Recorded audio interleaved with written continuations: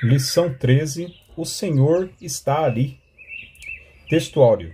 Não se fará mal nem dano algum em todo o monte da minha santidade, porque a terra se encherá do conhecimento do Senhor, como as águas cobrem o mar. Isaías 11:9. Verdade prática.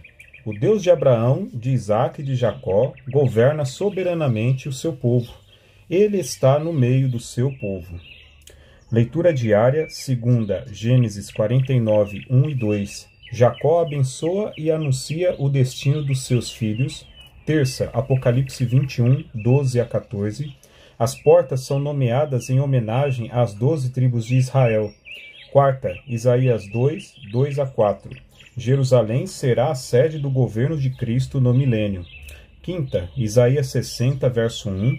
A glória de Deus resplandecerá sobre Jerusalém. Sexta, Ezequiel 3, 5. Jerusalém é o centro da terra no meio das nações. E sábado, Apocalipse 21, 3. A nossa cidade está nos céus, no mundo vindouro. Leitura bíblica em classe, Ezequiel 48, 30 a 35. E estas são as saídas da cidade, desde a banda do norte, 4.500 medidas. E as portas da cidade serão conforme os nomes das tribos de Israel. 3 portas para o norte, a porta de Ruben, uma, a porta de Judá, outra, a porta de Levi, outra. Da banda do oriente, 4.500 medidas e 3 portas, a saber, a porta de José, uma, a porta de Benjamim, outra, a porta de Dan, outra. Da banda do sul, 4.500 medidas e 3 portas. A porta de Simeão, uma, a porta de Issacar, outra, a porta de Zebulon, outra. Da banda do ocidente, 4.500 medidas e as suas 3 portas, a porta de Gade, uma, a porta de Azer, outra, a porta de Naphtali, outra. 18.000 medidas em redor, e o nome da cidade desde aquele dia será: O Senhor está ali. Introdução. Vimos na primeira lição do trimestre que o livro de Ezequiel antecipa a tradição apocalíptica nas Escrituras. O livro de Ezequiel começa com a visão da glória de Javé e conclui com a descrição da glória de Deus na Jerusalém glorificada. Não é possível compreender o livro de Apocalipse sem os oráculos de Ezequiel. Encontramos abundantes dados cruzados nesses 2 livros e ambos são revelações sobre o fim dos tempos. A presente lição encerra o trimestre estudando os aspectos da Jerusalém do milênio. Tópico 1. Sobre a cidade. Há certa similaridade entre a visão de Ezequiel e a do apóstolo João no livro de Apocalipse, na linguagem e no conteúdo. Mas é importante que os crentes saibam distinguir a diferença entre a Jerusalém do milênio da nova Jerusalém do mundo vindouro. Ponto 1. E estas são as saídas da cidade, verso 30. Essa seção final da profecia é um suplemento não somente do capítulo, mas também do próprio livro. Apesar de o nome da cidade não ser mencionado, o contexto deixa claro que se trata de Jerusalém. O termo hebraico para saídas, totsaot, aparece somente uma vez em Ezequiel e é usado no livro de Números com o sentido de limites, extremidades. Números 34, 4, 5, 8, 9 e 12. A versão bíblica Tradução Brasileira emprega extremidade no versículo 4. Como o profeta usa outra palavra para saídas, Ezequiel 42, 11 e 44, 5, muitos expositores do Antigo Testamento acham que saídas, apesar de semanticamente correta, não se ajusta bem no presente contexto. A ideia, segundo alguns, seria: estas são as extremidades da cidade, mas saídas é a forma familiar e mais tradicional mantida na Septuaginta, a versão grega do Antigo Testamento, e nas nossas versões atuais da Bíblia. Ponto 2. Formato da cidade, verso 31.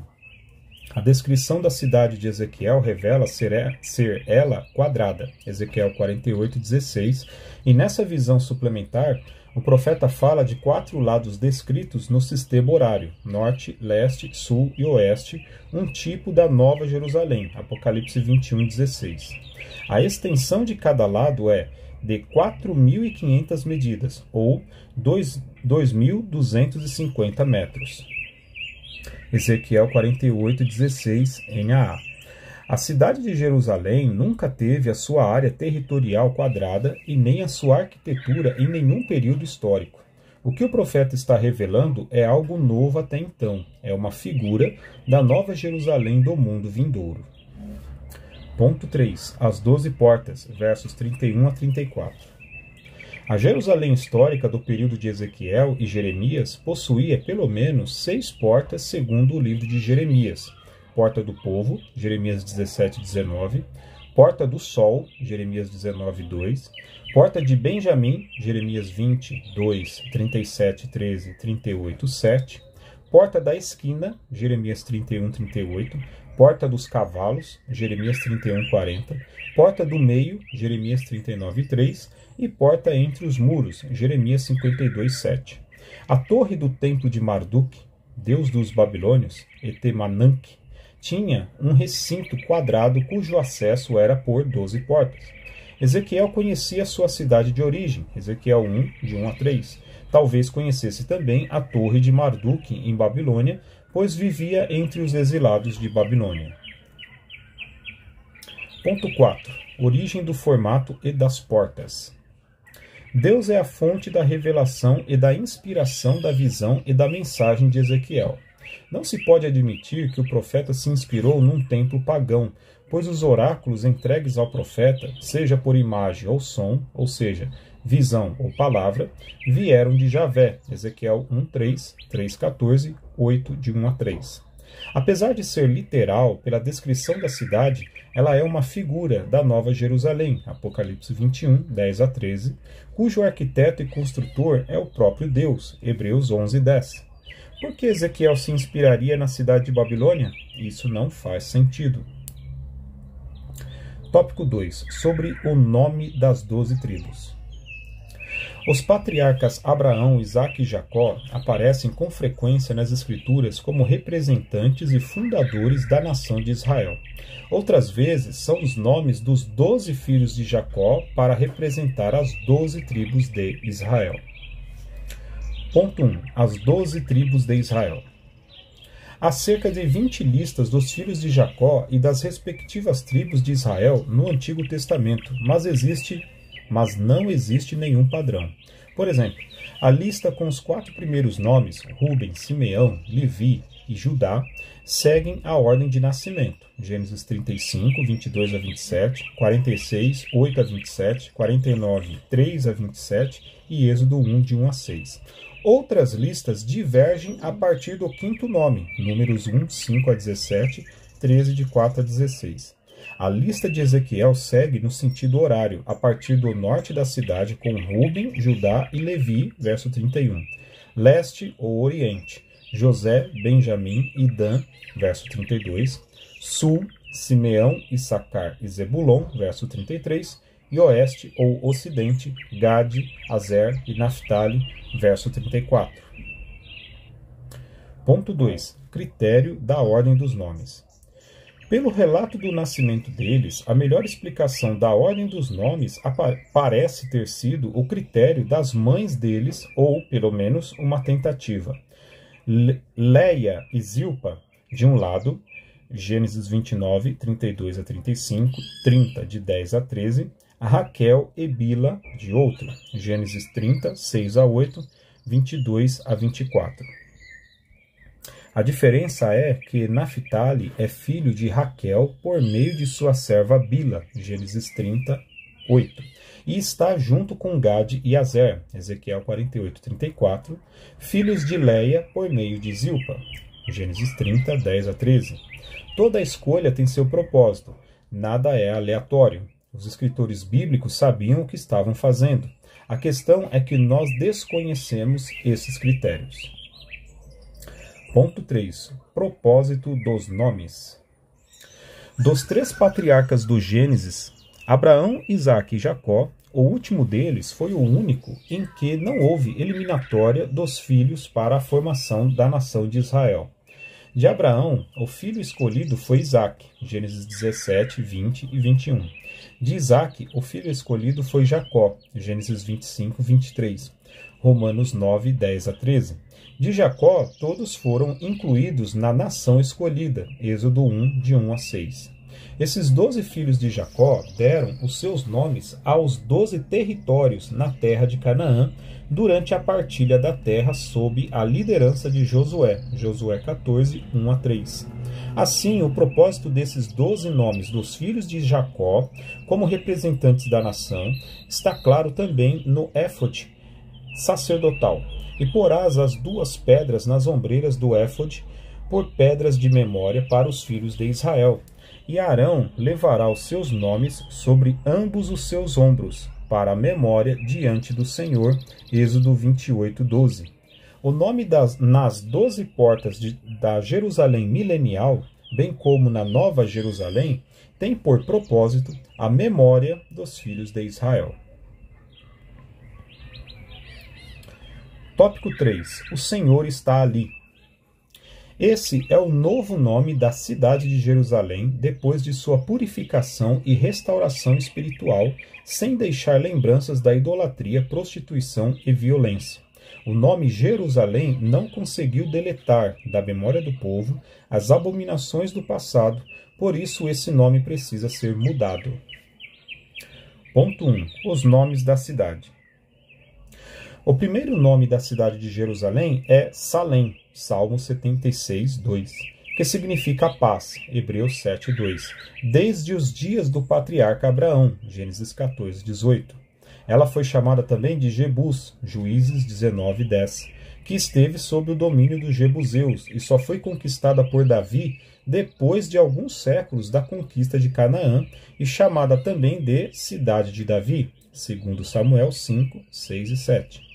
Ela é também chamada de Sião e de Ariel, Isaías 2, 3, 29, 1 e 2. Jerusalém é o nome mais conhecido e significa cidade de paz.